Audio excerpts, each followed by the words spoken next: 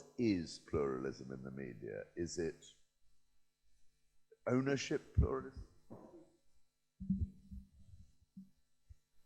As for me, pluralism in media means that all groups of society, all political groups, all groups of different people have the same rights to explore their views on media, to explore the agenda, and have no pressure for one or more groups. Anybody else like to come in? What does pluralism? Why does it matter? I think the pluralism matters because if you want to have a pure democratic system, then you should have an opportunity to hear all the voices that you have in the country. For example, on some bigger scale, we can talk about EU once again, or some other more globalized community, as to say. And without the pluralism, you can really fast go into authoritarian political regimes. And so, as we can see, the example of Russia, the one of the last one is this journalist from Medusa that is right now is facing the prison time. You can see that without the pluralism in media, you will develop a system that will probably collapse into something more harsh and undemocratic. So I think that's the most important thing in media that you should. The pluralism is one of the most important things that you should have in media. I mean, even in Ukraine, we see that the oligarchs that are dominating 5 or more channels that they have, they pretty much construct the agenda as they want, and in the result, we have such results in presidential elections, and we will have, to a certain extent, bad results in parliamentary elections. Do you have more pluralism in the media in Ukraine than there is in Russia? I mean, I guess yes. I mean, we have some issues in the sense that, for example, some medias are not allowed in Ukraine to broadcast. I mean, Russian channels, for example. I don't think that it's to full extent. I mean, it's not a democratic norm to ban the media on the basis of its origin. If you think that it's Russian, then you should ban it. It's a famous example with channel Dozhd, that's pretty much a liberal one, but they still banned it in Ukraine. Is it banned in Ukraine? Yeah, I mean some. Yeah, so some. It's banned. Is it impossible to see it? You cannot buy a television broadcast from the local company, and that it would have a Dozhd in its channels that it broadcasts, for example. Yeah. There are some, of course. I think there is one company that actually does it, because I have a friend that actually watched Dozhd on his channel, but it's pretty much illegal. Of course, you can look at it on the internet. I would like to come in and tell me, why does pluralism matter in the media? Okay, I think when we speak about pluralism in media, we talk basically about political pluralism, because if we look back on media history, on the development of newspapers, it doesn't matter in which political system, they were connected to certain political parties and certain political views. And I actually think that political pluralism means some bias, a little bias towards some political views, right, left, middle, liberal, different. And it really works now in American or in British political systems. And so even if Ukraine we would have a lot of different media, and they don't often express political views, that wouldn't be political pluralism. But actually we have, although we don't have political parties, we really have small niche media which express some political views towards some parties. Yes. So I mean, it's really connected with. So the very notion of pluralism is very political, because we don't speak about writing about entertainment and some fashion. It's not about pluralism, right? It's political thing. And the notion of political parties is not even in political science, we view political parties as institutions which belong to not like sector of the state, but sector of civil society. Often, so if we speak about this three-sector model of society: private, public, and civil. So and media is also here, like it should be here. And if talking about Ukraine, problem we have is of course public, like private ownership of this media, and it doesn't favor this discussion because it also media shouldn't belong to the civil part of sector. Okay, let me just have 2 words of my thoughts on the subject. My first thought is, so from where I come from Britain, we have the pluralism we have is that part of the media is state media, the BBC, the most famous, which of course in that case has very strict rules on being objective and being balanced. Almost to a ridiculous extent sometimes. They will always have one view here, one view here. So during the referendum campaign on Brexit, they would always have a balanced view of the political voices. And then you have the commercial media, which does give a variety of voices, but of course some, particularly, well, Rupert Murdoch is the classic case of our media oligarch. So he owns the Sun newspaper, which is the biggest single newspaper, the Times newspaper and the Sunday Times, and Sky Television. He did own, he's now been forced to reduce his stake. But this amounted to a huge opinion in numbers, and he opposed the European Union. He was very Eurosceptic and pro-Brexit. So already we therefore have an imbalance in views, really. But nonetheless, there is a pluralism. Here in Ukraine, do you still have state television? Yeah? And private television. But my thinking was that with the internet, you would get much more variety of views. Is that the case? Does the internet really open things up? Who would like to tell me about the internet here in Ukraine? Do you get lots of views? Yes, I'll come back to it. Yeah, I mean, yeah, it's true because we have a lot of small niche media, but it's also a problem of, how do you say it, like sharing this information with others of scope.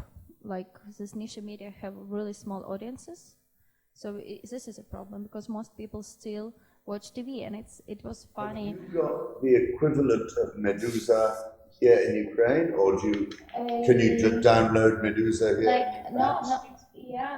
Yeah.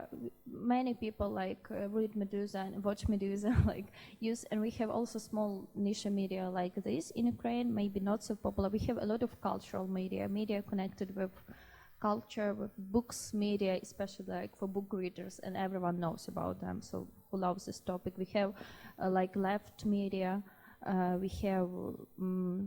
We have music media, so media dedicated to music. We have cinema media, and there are not only one source, but a lot of sources, and we have a lot of subscription models. I think there are a lot of, but really the audience is very small of this media, I guess. So, but you were saying here that Dost, you cannot watch Dost TV in Ukraine.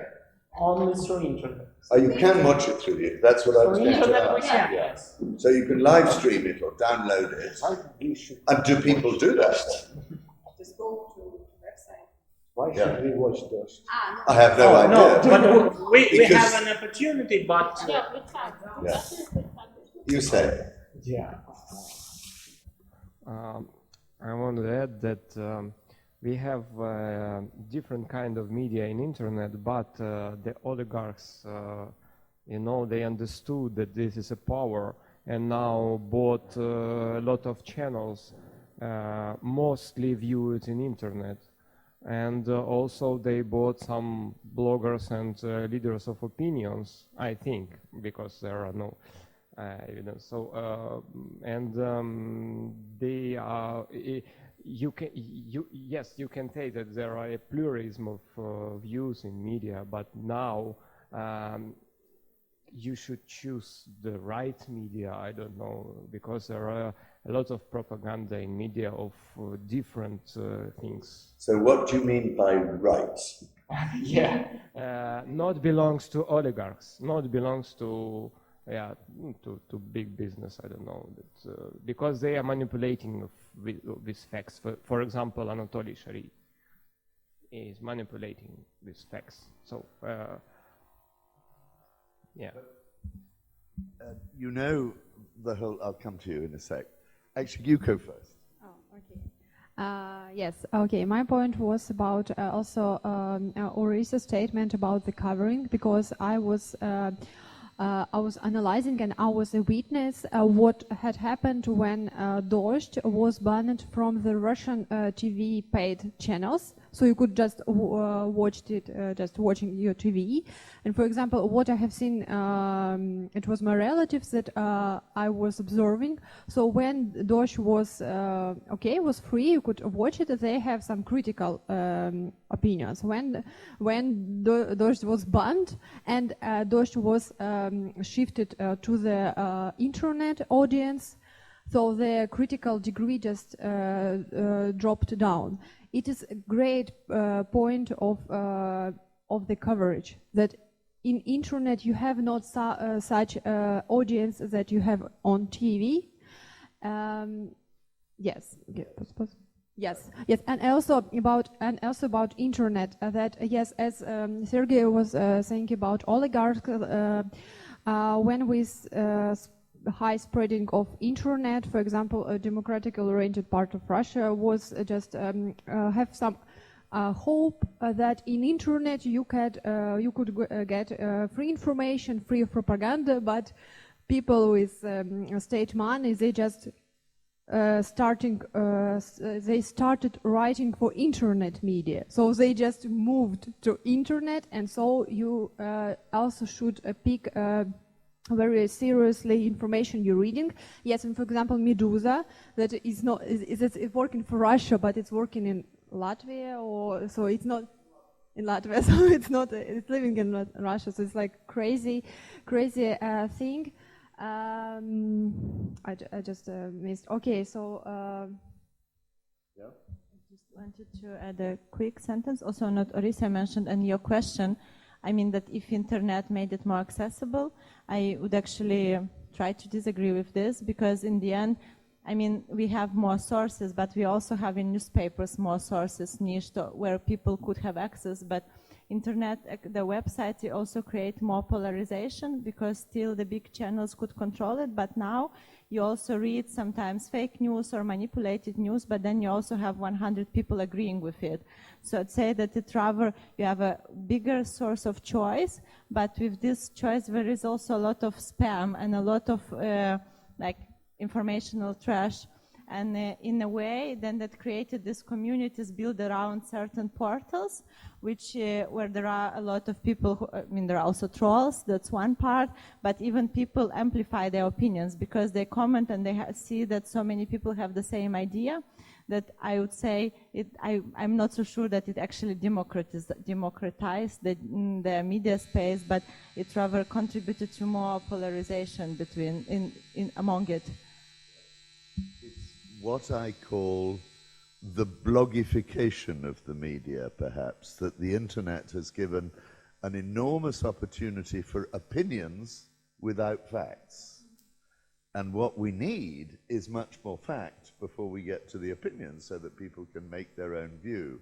And I think that when you want more pluralism in the media, it must be more sources of information and not just more sources of opinion. And it's making that leap. Now, I've spent all my life working for a business newspaper. And the advantage of working for a business newspaper is One, if you give bad information, people stop reading you because they want good information because they either want to make money or they don't want to lose money.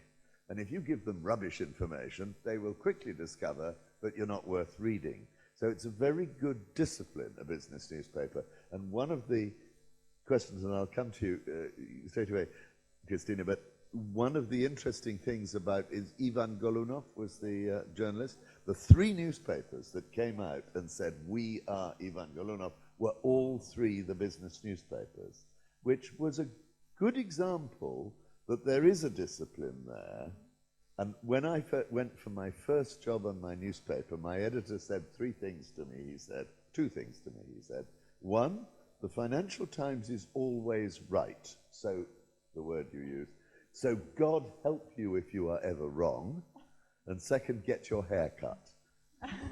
Yes, I just have a challenging question to you, because now in times of fast information, you could spend a lot of time just checking the facts. So how now newspapers like Financial Times are dealing with it, because you have to give information fast, and so how could you prove information in short terms? I think it's a huge challenge. I mean, I used to work on a daily rhythm that I would have until 5 or 6 o'clock in the evening to talk to people about a particular story, what's happening, and collect information. One of my posts for the newspaper was in Brussels, where the European Union was the story all the time. And I would be able to talk to maybe 6 people from different countries or different institutions. And I would always say it was like building a jigsaw puzzle. And when you got enough pieces, you could understand what's going on. Now, you're absolutely right. Now suddenly they want the information at 9 a.m. and they want an update at noon, and then they want another story at 4 and another story at 6, and it's a nightmare. So we introduced something called Fast FT, which was the instant information, beginning of the day. And then during the day, they expand. I can tell you 2 things. One, my colleagues, my successors and so on, are working much harder than I ever worked in that way. And yet, I suspect they get it wrong more often. And then sometimes you just have to say, I cannot do this. I cannot write this story. I don't have the information. So, I'm simply going to say it's not there, or we don't know what's happening. And so that's important. And as I say, the discipline of providing information to investors or business people was good. The danger for take other British newspapers, Times, Guardian, whatever, in Brussels, is they've got a much more general audience. And so it's more difficult to cater for that audience. It's also more difficult in the internet age to be generalist. You are going for a narrow audience. That way you get more advertising, it's clearer. And so financially or commercially, it's a better decision. But you're absolutely right that the pressure, and this is what I've seen. So let's say I was a journalist for 40 years. I started in 1970 before any of you were born, except Ursula. And the transformation in terms of competition has been enormous. Because when I started, essentially there was print, there was radio, there was television. Absolutely no internet at all. My first computer I got in about 1980. So I've been a journalist since 1970, typewriter, telex machine. First computers came in about 1982, and they only had 6 lines on the screen. And all you could do was basically send and receive. There was no internet to go on and anything. So it was like a glorified typewriter. So the internet really only comes in over the 10 years after that, in the 1990s. And it was just a transformation, and one that is very uncomfortable. But I suspect, in Britain, my children get 90% of their information from the internet, not from television, not from news. They don't read any newspapers any longer. So it is a complete transformation. But what about the challenge is this: people seem to like to read media or watch media that they agree with. People don't tend to read or look at media they don't agree with. So actually, Sergei, this is what you're saying about, you know, why should I read that, or I don't want to read what the oligarchs control. And I suspect that will always be the case. And yet, if you really want to be informed, you need to know what the enemy is thinking. So one of the problems with the internet is the algorithm system, whereby the moment that the Facebooks and of this world know the sort of things you're interested in, they send you more and more of the same views. So I have one of my sons quite deliberately goes to, he's sort of center-left views, he goes to right-wing sites so that he gets information from those sources as well as the left-wing information, so he can see what they're saying. But do you work like that? Anybody like to? How do you read the internet? I think the discussion about the bubbles, the media bubbles, happened in Ukraine like pretty much recently. And it, first of all, is connected with Facebook, and then a certain rise of civic society organizations. They became more influential, and they pretty much created some community that it speaks only with its own members, pretty much. And from this point, I have at least started thinking about destroying this bubble and getting out of it, and to getting more information from other resources. And many people in Ukraine right now thinking about it and talking about it. My personal method of doing it is using Twitter. I'm subscribed to many Russian channels, for example. I often read the news that they're coming up with. I'm also subscribed to many Ukrainian oligarchic channels just to know what is going on. I mean, it's a very useful tool because they have really small, those things, only the news itself, and you can go using the link to see what's more about it. And it's really helpful to understand the whole situation, what is going on. And I guess it's a really important issue, right? Like, of thinking how we can actually overcome this problem of bubbling, as to say. And it's even more important not for people that already understand that they're in bubble, but how to tell other people that they're actually captured by some news agenda, and they need to come out of it and trying to grasp more information. And I think it's more about education, actually. Okay, let me come back to, sorry? Anastasia, sorry. Because you were saying the danger of the internet is it polarizes views. But aren't the views polarized before they read the internet, and therefore you have this bubble phenomenon? Or does the internet make it worse? No, I think they're definitely already polarized, but it just amplifies the polarization by the fact that you can't only talk to your family or to your friends, but you also have all these unknown people who have the same views. So I'm just trying to say, I do agree that it was already polarized, and even when you have TV, I mean, some people watch one channel and the other watch the other channel. It was the same. I think it gives you more power to these groups. And sometimes smaller communities or more, that also happens in the more extreme sides where people find more followers and they can grow these communities. And then I think what you said is also true in the civil society or more activist bubble. People get completely detached from the reality which happens on the ground. So this is sometimes, like, for example, we see how, we expect all the people to vote the same as we vote, and then we are surprised by the results of the voting. I think there was Brexit a lot as well. And then I think this is, now Facebook claims to change the algorithms, but the algorithms on social media were contributing to this polarization because you see what you liked, and then you like what you believe. So this is basically what I meant. Yeah, go on, Christine.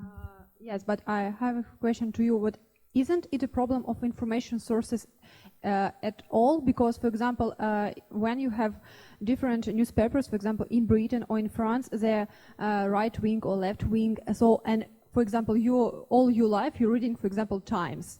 So, isn't it also a bubble for you? So, is it a problem? Is it an instant problem of information sources? Yeah, I think that it's absolutely no question. People read the newspaper that tells them what they agree with. So people read in England the Daily Telegraph, very conservative, and they feel reassured. But the internet has magnified that effect. And it's also magnified the effect in a way people, I think maybe we're all getting cleverer about it, but you sort of assume the internet is an open space. And what you don't really realize, even when you know about the bubble, you still think, but I'm getting a variety of views. And you're not. You're not actually hearing the other side of the story. Or the balance of information is clearly. And the internet is such an explosion of information. I mean, there's so much of it because it's unlimited. I mean, I remember when we were starting to produce the newspaper online, and the editor said to me, it's fantastic. The marginal cost of every extra reader for us is zero.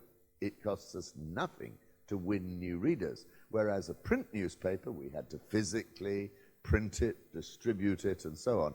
So now they have cut right back on the print edition, and they are fighting all the time just to expand the internet edition.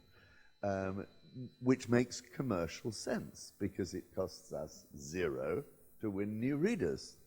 So it's changed the entire business model of a newspaper.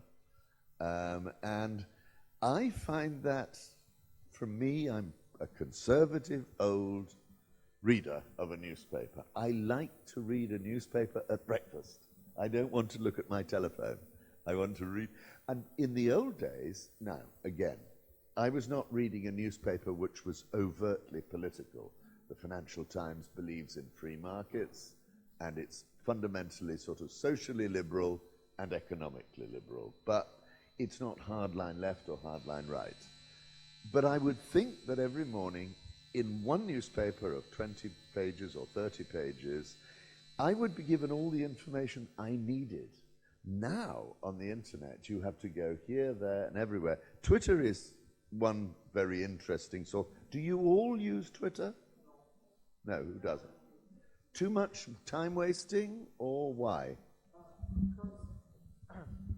Because Twitter, I think that it isn't my type of information, because it's very small.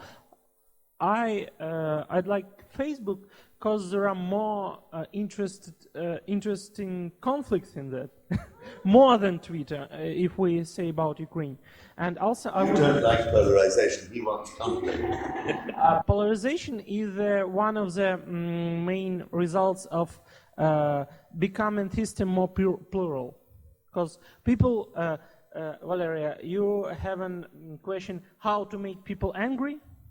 Give them other point of view. It's difficult. Yeah, I wanted to add that, for example, I also found for myself a good way to somehow systematize consuming of information by Instagram.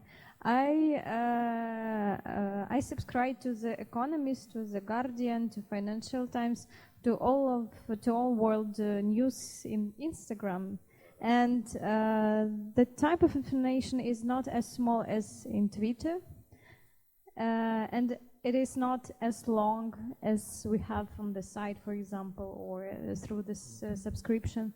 So it gives you a rather deep idea, the Instagram format, and it gives very good picture that is with you and in your head by the end of the day. So, for example, for me, The Economist is the best at using Instagram. because and I also and I also found a lot of ladies who started to read The Economist in Instagram and even became much more educated as they were before, because because they just don't use anything else except of Instagram. I think we all have friends in our surroundings of those ladies and gentlemen who use only Instagram. Yeah, very good. You guess? My name is Pavlo. I just wanted to add one information about Facebook in Ukraine, just for you better to understand Ukrainian media sphere. Facebook in Ukraine is like Twitter and LinkedIn outside of Ukraine, in Europe, for example. It's like Ukrainian phenomenon that in Facebook, we use Facebook for interviews, for example, to talk with deputies, with colleagues, with another journalists, and so on. So Facebook in Ukraine is like LinkedIn, LinkedIn, for example, is not very popular in Ukraine. It's even unusable at all. And Twitter is not so popular because Facebook do it in Ukraine. It happened because of Vkontakte. It was social media, which was before the Facebook, and now it is blocked. It was blocked 3 years ago, and people from Vkontakte they went to Facebook and to Instagram, and Instagram became more politicized. Also, we have another phenomenon which is not, which you can't find it in Europe, in any European country, even in the United States. We use Telegram, and we have a lot of Telegram channels. So it's very interesting because it's one-way communication. You don't speak with somebody with channel there. I mean, with any redaction, you just receive information from this channel. You can't say something, but you receive information from the editor, from the journalists, and so on. And it's really appeared in Russia, and now it appeared in Ukraine, and these channels are very popular. In Russia, it appeared because of censorship in all Russian TV channels and so on, but in Ukraine have another reasons why it's appeared, but it's very popular.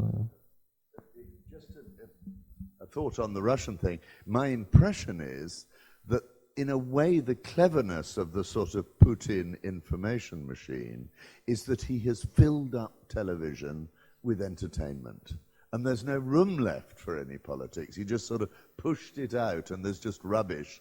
Sort of, it's the other side of Karl Marx's that religion is the opium of the people. Now we have Putin's entertainment television is the opium of the people, and nobody thinks. Yeah, I wanted to also add on Telegram, because now more after Facebook said that they would introduce, they not allow media to be able to pay. A lot of media channels, also international, moved to Telegram, and I think now it's also growing. I also started following, using Telegram much more, because I think a lot of media also present on Twitter moves to Telegram.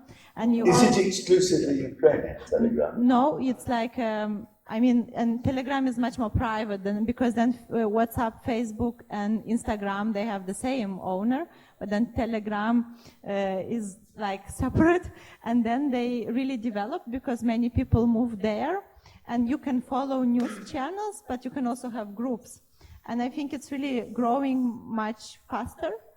For me, there was a discovery of this year, I think. Yes, I would like also add some words about Telegram. Firstly, Telegram is banned in Russia, so in order to get information, you need to install a VPN. Yes, and so Telegram became a platform for free thoughts, for some thoughts about about what happened in Russia, for example. But it's also a problem that there is it's a unanimous channel. You could not find the author because of also anonymous, because of the problems of that you will be, for example, tracked by police. For example, it was a case of Stalin Gulag channel that he was posting just some criticizing words. He was not saying any information, and he was not calling for revolution or for opposition. He was just criticizing, and even he also was. Police tried to sue him on the point that he was doing some calls about terrorism calls. So yes, and that's why it's problem that Telegram is banned, and the result of unanimous channels. Anonymous. Unanimous is everybody agrees. Anonymous is nobody knows who you are. But surely, I want to put two things to you. One, maybe to talk about big data. I mean, everything you put out there, somebody knows what you're saying, and they can scrape that data.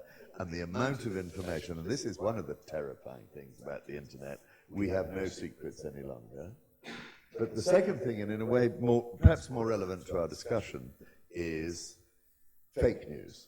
How do you actually sort out the rubbish you're getting out there, from more reliable news? Is there anything that one could call today independent media? I'm going to go here first.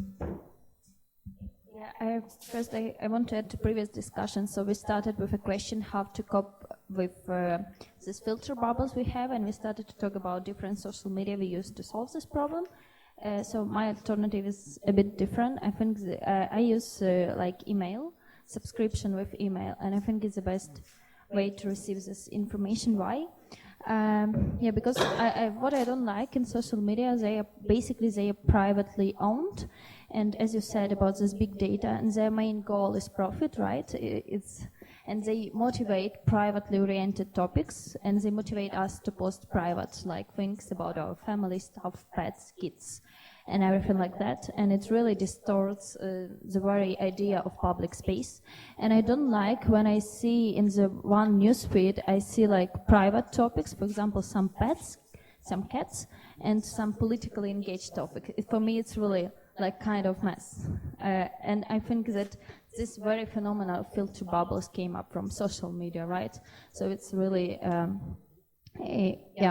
it's not how it should be. And Telegram is a bit of an alternative to it because it's like a personal channels with, but still you have really like, this information is too chaotic for me in the sense of, and I can link it to your second question about this fake news, but I would make it wider, kind of, because it was already talking about these issues of like credibility of information, and I think the issue of gatekeepers is important as well, because when we had like this standard model of journalism, we had newspapers and we had editors who really like tried to check the information, should it go, and we had like limited space for information. We have only this like pages in a newspaper were limited, and you had to choose what's really important, and you had to choose what's credible, because the reputation of newspaper depended on it.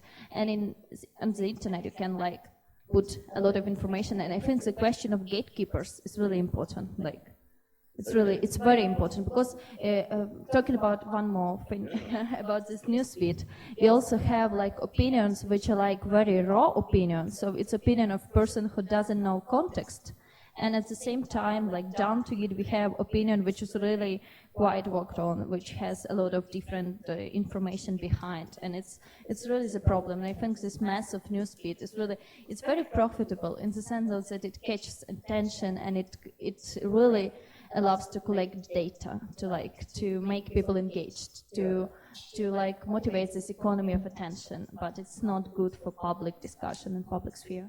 Yeah. I want to get one or two people in who've not been involved so far. But carry on. Talking about fake news, I guess the main point Risa already talked about it is providing, getting gatekeepers. In Ukraine, we have an agency that is called Stop Fake, and they're working called with what? Stop Fake. It's working with Russian propaganda, but we also, on the global scale, we have Bellingcat, and they're great. And I think the work that they have done is enormous, and we need more people like that they can just. How do they finance themselves, Bellingcat?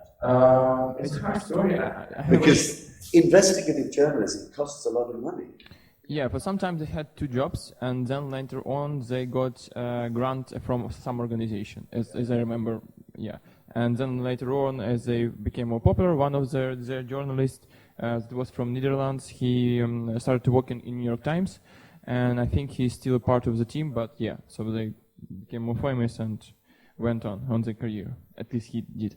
And I think that the main thing that can be done in working in like fighting the fake news is helping those agencies to develop. And I think overall in media, in providing pluralism in media, states should take action in making some like funding. I guess private public projects would be useful in that matter. But as always, the problem is that it's nobody interests. Yeah, if nobody wants actually a pluralistic media, you won't have it. In policy making, if no like great stakeholder wants it, you won't get it. Who wants to come in? Good. Get ready, you lot. All you lot who are on your phones, you've got to come into the conversation. I cannot speak on behalf of the whole Bellingcat, but I know in person one of the investigators, and he has his own business. He doesn't need to be paid. This is his hobby. I guess this works for quite a lot of them. I'm not too sure. I've kept silent because I've been working a lot with Russian disinformation, and no, present perfect shouldn't be used here. I worked a lot. I don't do it anymore. I worked a lot. Russian disinformation since I was doing that since 2015 until 2017 was the East Stratcom task force that used to be there at European External Action Service under Mogherini at European Commission. Now it has been changed a bit, and it evolved into a proper department already finally at EAS. I can't really talk about pluralism in the media in Ukraine because I'm super sick and tired of this topic, and I don't think we have pluralism and we have proper media. I worked as a journalist in Ukraine. I worked as a radio journalist. I think for a particular outlet, or for a particular outlet, for a radio station, which was owned the only media outlet in Ukraine, which wasn't owned by an oligarch, Ukrainian oligarch. A sort of echo must be. It's owned by the owner is from Netherlands. It's owned by Dutch media holding, so has no political interest at all. I think that we have to be a bit clear here from the very beginning when you started speaking about BBC in the UK. We do have a national media in Ukraine, one national channel, which is already semi-public or whatsoever, but it's not good, first of all. It has very little audience, second of all, so it cannot be compared with BBC. So it has no influence. No influence is wrong, but it has like 0.5% influence. All the rest are the channels owned by oligarchs, promoting either one or the other point of view, making it. Do those oligarchs deliberately use their outlets Absolutely. to promote their business? Which is what journalists. No. They are all connected with politics, like all of them. But given that the politics here is still so personality focused and not really very ideological, are they just plugging people then? And so Kolomoisky plugs Zelensky or whatever. They are. It depends. It depends because you describe, oligarchs. He's very right wing or very left wing. No, it's not like that, is it? No. It's a bit different. For example, we have 3, if I'm not mistaken, channels. The third channel was bought quite recently by Mr. Medvedchuk, right? And I have friends working for that channel, which now are like would have a lot at stake now because they're losing job because they just cannot work for somebody who is this kind of person. Like, because I mean, if you have a little bit of morals, you can't work for a person who is responsible for the conflict in your country. You know what I mean? I mean, a friend of the president of the country that is that is like killing people of your country. I mean, this is something. But so this is the problem that we have with media. It's not like it's not the Donald Trump kind of thing. It's that those people, those oligarchs that own the media, own them for the sake of politics. Not they only need them as their tool. They don't really need them as business because these channels are not really profitable. Are their media profitable or not? No, none of them are profitable. Yeah. Not really. No. I mean, 1 + 1 maybe, but not. I guess STB is one of the channels that have the major public shows. Yes, but they create more entertainment content than political. Yes. Okay. But the news channels, like we have quite a lot of news channels now. One of the brilliant things that Rupert Murdoch did in Britain was he paid very large amounts of money to get sport monopoly on Sky. And then having got all the big football games or all the big rugby or whatever, then he got his audience and then he could do what he liked with it because people wanted the sport. And it would be the same with entertainment, presumably. You put up the best shows and then you've got your captive audience, which is a big danger and a big challenge to us. Anybody else here want to come in and tell us, does the media matter to you? I mean, actually, it sounds to me it does. You're all very engaged on the subject. You do have strong views about the subject, but you're frustrated by the offer, the content. You are not getting the information you want. Or am I wrong? You want to come back on that?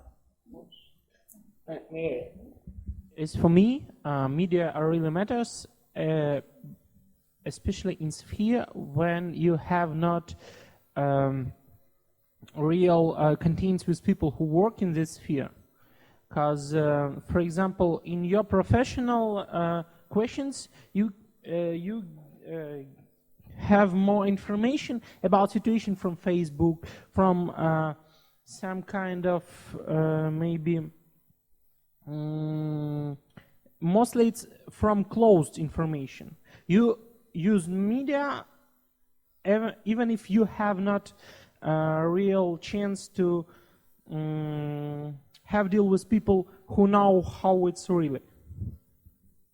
And also I have a question, how to deal with facts if you have a media, for example, you have a media that support some political party, Labour Party or Lib Dems Party, Conservative Party, UKIP Party, but how to deal with facts and balance between your political position and full picture of information, because you must at least give people all information, but also you must promote your political position. How to deal with it with this? I'm, as I said, rather old-fashioned, so I would read the story that I'm interested in on a left-wing newspaper like The Guardian, and then I would check that story against a more conservative newspaper, and then I would probably take a third or a fourth, and I might go for 4 or 5 different versions of the same story in order to try and understand what's going on. Having said that, there is a danger, and a fellow journalist here, there is an awful sense of, among journalists, they're both very competitive and desperate to have the story that the other one has got. And so you get, I'm trying to think of the right word for it, in that, you know, our political correspondents in Britain are organized into a lobby in Parliament. And that lobby, you come to the end of the day, every single one has the same bloody story because they're trying to cover themselves to make sure. So actually, you've then got to double check, really, what's behind it. Now, you may get, actually what I do then sometimes, now I'm interested very much in European news, I will then go to the German media or the French media or a different nationality of media to check the accuracy of my own media. That's time consuming, but I don't have any time for Facebook or Twitter even. I've just gone off them. I don't have time to read it all. Now I wonder what I'm losing. I'm losing fast news. Twitter is very good for the first alert to news. And the journalists of the next generation now compete not to get the story first in their publication on their they're competing to be out there on Twitter with the story first to show they got it first, and then to get other people to retweet and so on. But so I'm still using internet-based media in a rather old-fashioned way, as if 30 years ago I would go out and buy 6 newspapers. Now I can quickly, which is a great advantage, look at 6 sources to double-check it. But that's because I'm a complete news junkie. Nobody else has that sort of time, probably, to check and double-check. And it's very challenging. I mean, I think we are all facing a massive overload of information and sorting out that overload of information. And I think the world we're living in the 21st century, is every bit as dramatically changing by technology as in the 15th century when the printing press was invented and transformed. It broke the church, it created civil wars, it caused languages to be invented. German really became a real language because of the printing press. English became a real language. Up to then, they used to just have Latin to communicate in and French, and only the peasants spoke the language. Now, we don't know what the internet is going to do to our lives. You're at the cutting edge, and I feel very challenged by it when you ask me, Christina, about, how do you cope with not having time to do the story? It's a real challenge. Yes, I just have another question to you about challenges in future, because now maybe, for example, I know that in Russia, I don't know, in Ukraine and in Britain, there is a decrease in demand for newspaper like a material. I mean, a paper newspaper. So people prefer to read. Longer form stuff? No, just material. Because for example, they prefer to read financial times in the internet, not on paper. And how it will shape the future of newspapers, because of the internet we get used to free information. And for example, if we don't buy just a paper, just like paper newspaper, and we don't like to, maybe, I don't know how many of you have subscription to mass media, because I get one subscription to mass media in the internet, to the newspaper, and it's not, it's very rare. And so the problem is that we don't buy now newspaper material, and we also don't want to pay for subscription. I don't know how it's in Ukraine. So what, in your opinion, what is the future of the newspapers? So would it be like people had to buy subscription, or I don't know? Well, the received wisdom is that newspapers will not exist in 20 years' time, that everybody will be reading online. Now, you might be reading a product that is similar in basic concept to the newspaper, like reading The Economist or but nonetheless, you will be reading it electronically. You won't be getting a print version. Well, the financial background to that is we are, two models. The traditional newspaper model was the advertising model. That the newspaper was the Financial Times, when I joined it, was financed 70% by advertising, or 80 even, and 20% by the actual subscription price. Now, can we make that work on the internet? I don't think it works very well on the internet. We all try and block the advertisements on. It's so bloody annoying to have buy a Volvo or go on holiday to Spain or whatever popping up in front of your eyes. The Financial Times has got a subscription model online. I get it for free because I worked for them for 38 years, but it's expensive to get the whole thing.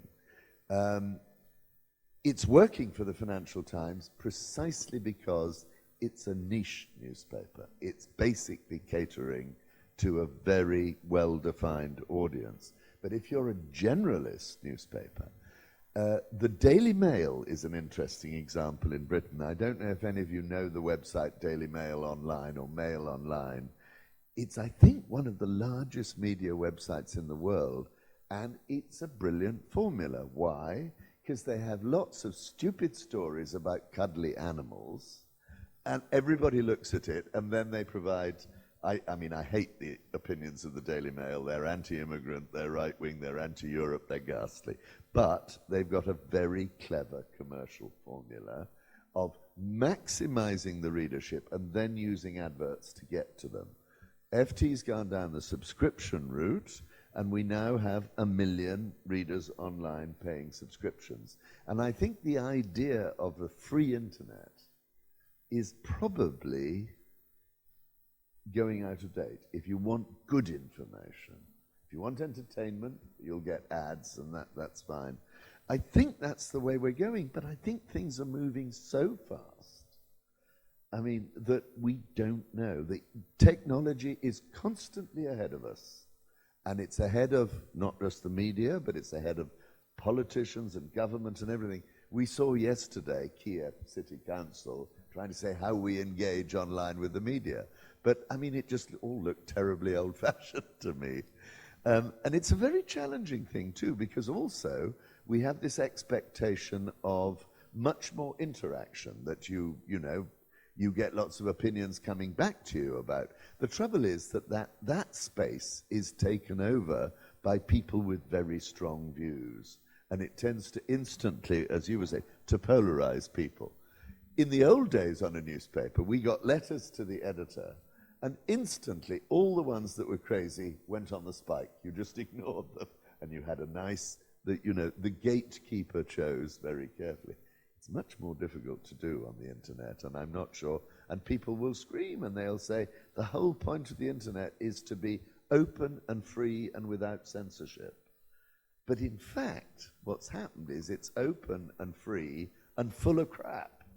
It's full of actually rather extreme views. So you're the ones who are going to have to be your own gatekeepers. You're going to have to learn to be selective, and you're going to have to learn to spot the rubbish. I think and I've got a friend who's doing courses in schools in Belgium and in Germany now. I don't know where else they'll try and go, specifically to educate under 10-year-olds to spot fake news and, to get it inculcated right at an early age, because these kids are all online. Who else would like to come in? What have we not covered? You've all done a project on pluralism in the media, I think, yes? And I won't be here to hear the result. Tomorrow you're going to present it. What are your conclusions? Can I ask somebody to tell me about the conclusions of the project? The main point of our group with which we work is that Ukrainian media often use a lot of sentences, a lot of messages which are not contained with things that really have something with serious things. They are very focused on pets, focused on scandals, on show business, and even if they write something about political life or something like that, culture of these messages are really very low. So there are a lot of really themes that are very interested and popular in all around the world, but still not represent in Ukrainian media as well. I suppose that one of the main ideas of our research, was not research as a project, is what Ukrainian media and media at all is very specialized in the local context and some temporary events. And in Ukraine especially, we don't have the broader vision of the events in our whole world, because, for example, in this year we have the greatest elections in the democratic world in India and Indonesia, for example, and the influence of this election on the world economy and world political stability is much greater than the election of Vladimir Zelensky. But in Ukraine, we don't know anything about this type of things. So we try to shift the angle of our vision on the political, political, not only political events on some in our. Try to show them from another perspective, for example. And we have really big problems with it in Ukraine. And the role model for us was the correspondent. Maybe you heard about it. There's a Netherlands media outlet which is all have the subscription model, and it is specialized on some type of stories which are not connected to that. Current affairs and events, and try to explain for the readers much more fundamental things when the the wedding of Meghan Markle and Prince Harry, for example, and his influence on British Crown in UK. I've just got a couple of thoughts I wanted to finish with. One is what I like to say if I'm lecturing to journalists, to young journalists, that you can't be too serious. You need to win your readers. You know, I mean, if people are not interested in what you're writing about, they're not going to read you. You're not going to be able to get more readers, sell more copies of whatever you are, or get more advertising if you're boring. So we've got to be clear about that. We have got to entertain in the broadest meaning of the word, as well as, and to me, the best stories are the ones that make me sit up and say, my God, I never thought that, or my God, that is different to the way I saw it before. That is genuinely good information, and as a journalist, the best stories are the ones that challenge my prejudices or challenge my assumptions. And that's the sort of thing that make you choke on your porridge at breakfast. You think, my God!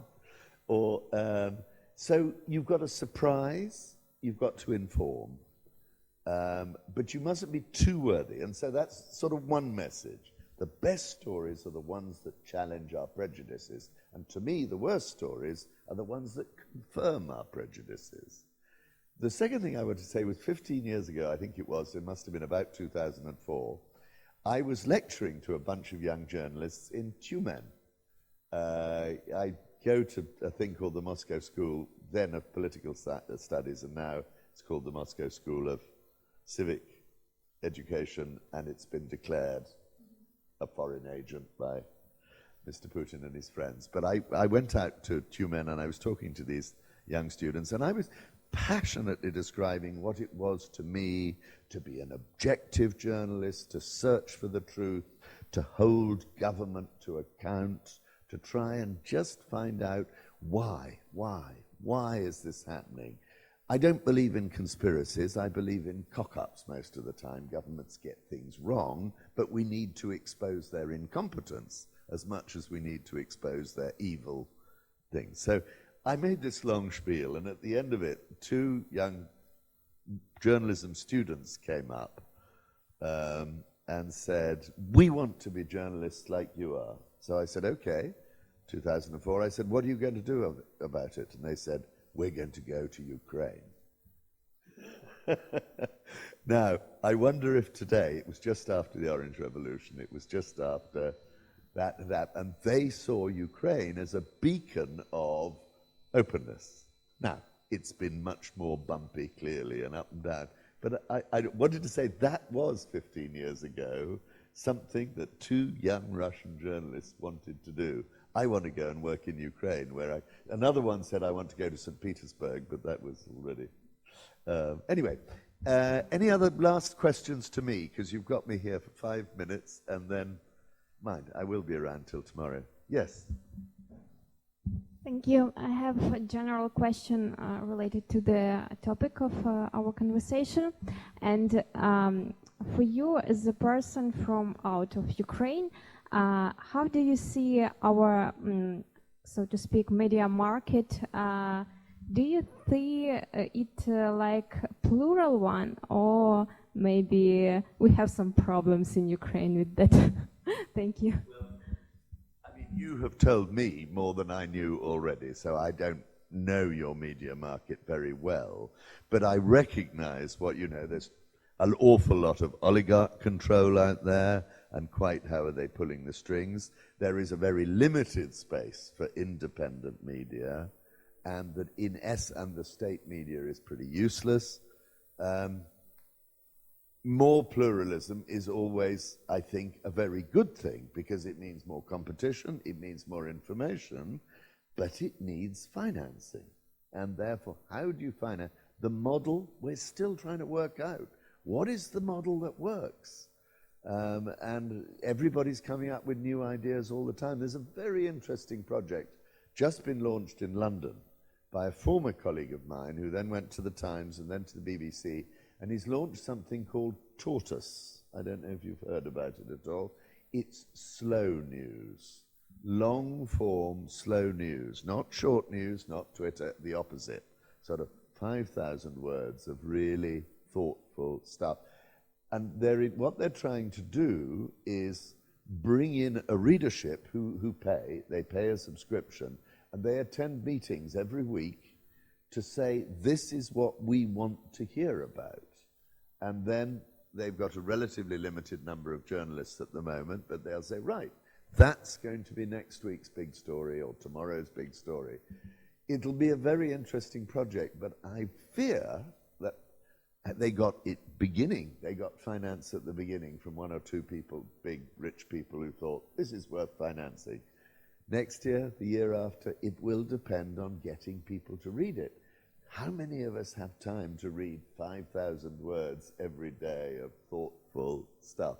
It's quite a challenge. So I think the challenge is there. And as for your media market, I fear that my young journalists in Tumen would today be a bit frustrated by what they faced here. But I don't know. Last question? No? Well, I think that was splendid. Thank you very much for telling me lots. And